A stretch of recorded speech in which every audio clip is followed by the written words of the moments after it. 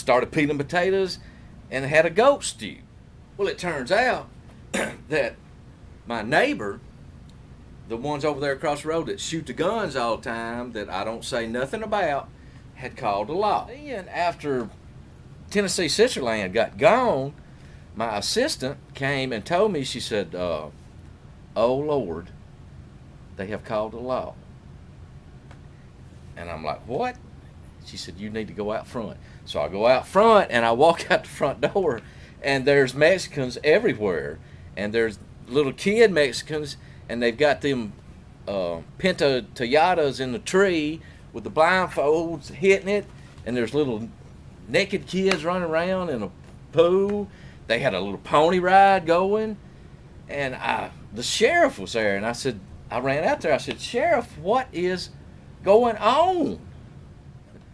The sheriff looks at me. He said, why don't you tell me? I said, I don't know. I don't know where all these people come from. I don't know why they're here. I don't know what they're doing. I do not know how they got here. What is that smell? He said, well, it looks like they're having a goat stew. I said, well, that don't mean that I approved of it. And then I made my first mistake. I told him that I had shot Tennessee Sisterland. I was in there shooting that in the studio. Well, the second I said Tennessee Sisterland, they turned that drug dog loose. Shepherd. Well, he ran around to the back of the studio. I have a dark room. I hadn't been in the dark room in years. You know, we went digital. Well, he goes to the dark room, and he barks or sits or takes a dump, whatever they do to signal illegal drug activity. So the sheriff says, hey, we ain't got a warrant. We can get one, or you want to let us in there? And I said, well, I ain't been in there in 2 years. I said, you better watch for spiders. Well, apparently, and this came out in the trial, while we were doing the editing, them guys, Tennessee Sisterland, had went in the dark room and set up and run off or cooked, whatever they do, what they call a one-pot meth lab. And they had got, I had some old D40 developer in there, and they had mixed that in with their stuff, whatever they do, and that's the reason that Delicious Boy was so stoned. It's a wonder they didn't get killed. And while I was talking to the sheriff, I seen that little Mexican dude from Tennessee Sisterland, Shifter, whatever his name was. They had him in a patrol car, and he was just slamming his head up against the glass. And so after they went in there and found that pot of meth or whatever it was, now I come out and I'm in handcuffs, and they take me out there, and the shifter had knocked himself unconscious, and they opened the door and put me in that patrol car. Well, he had vomited in there, and the fumes off that puke was so wretched that I passed out. I just passed right out. Well, they jerked the door open, see, and then they jerked me out, and they got a whiff of them fumes, and they jerked that Mexican boy out. He was still alive somehow. Well, then, see, I had told the sheriff that I wanted every one of these Mexicans arrested for trespassing. And they all got out their little green cards. Green card, green card. I said, I don't care. I know you're legal, but you trespassing. So, they dragged me out of the car, and then, let me get this right now. It's all in the trial. It all came out in the trial. But there was they sent a school bus out to put all those Mexicans in there.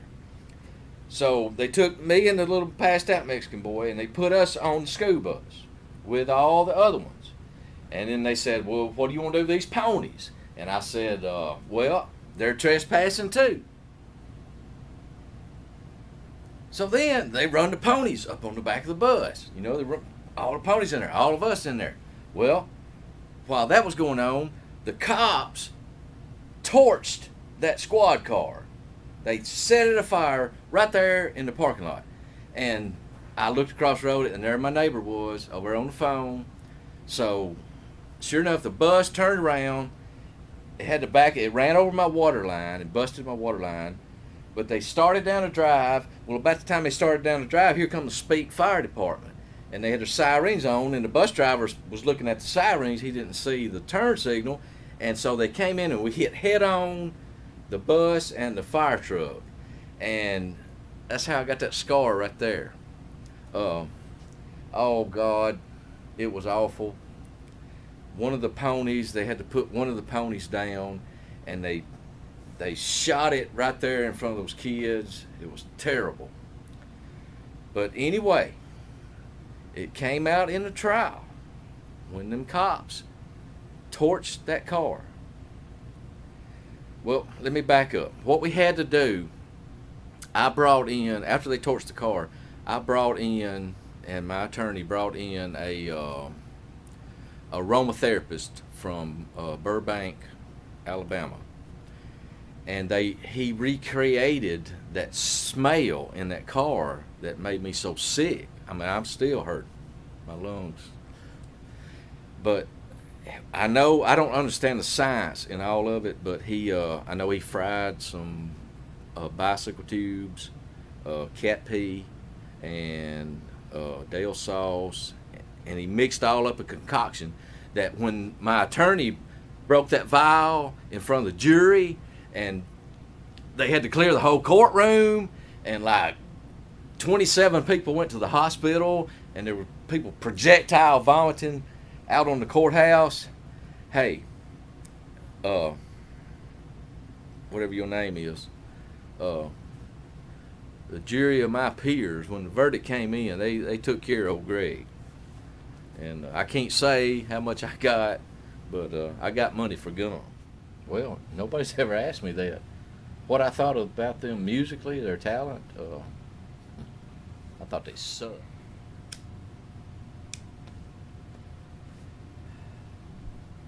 Oh, I'm sorry. I thought you were through videoing. I guess looking back on the whole experience, sum it all up, I wouldn't take $1 million for the experience I gained from shooting Tenneesee, Sisterland, but I wouldn't take $1 million to do it again.